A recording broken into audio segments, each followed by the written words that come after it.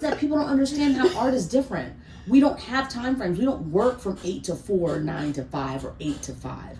We work when the muse strikes us, right? And that could be at 1 a.m. Yeah. That could be at 3 o'clock in the afternoon. But we get the work done. And the people that can't conceive of their lives being that way then try and pigeonhole us and put us in boxes that fit for them to be able to understand us, which they can't. But they also want to manage us. That's what we're seeing in Nashville as well. They want to manage us. And that is why they're requiring fiscal sponsorship now. They don't want to directly fund the artists. As we heard from Will Cheek say, he was worried that people were using Thrive money to buy groceries.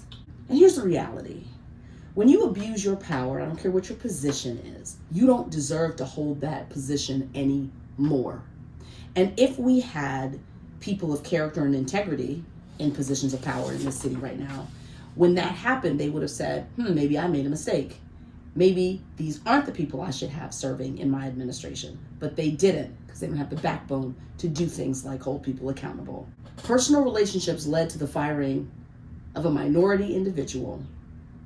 And that is the 5th minority individual since I have been in office. I can't tell you of any white employees that have gone through a specially manicured hellscape and pushed out of Metro.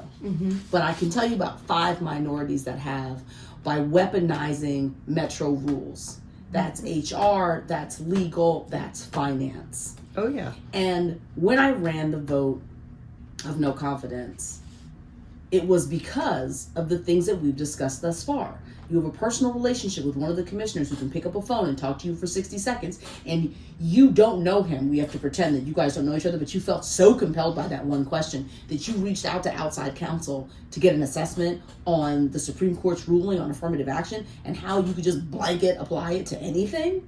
We have no idea what that conversation was like, but that commission went back on their vote, and that is how Thrive was defunded. If you read the complaint, you will hear from the commissioners. It is on paper. They said, legal kept saying we could get sued. I didn't want to change my vote. Legal kept saying we had to. So this is the concern that I've had from the beginning. Yeah, the overstepping, overreaching. It's a pattern.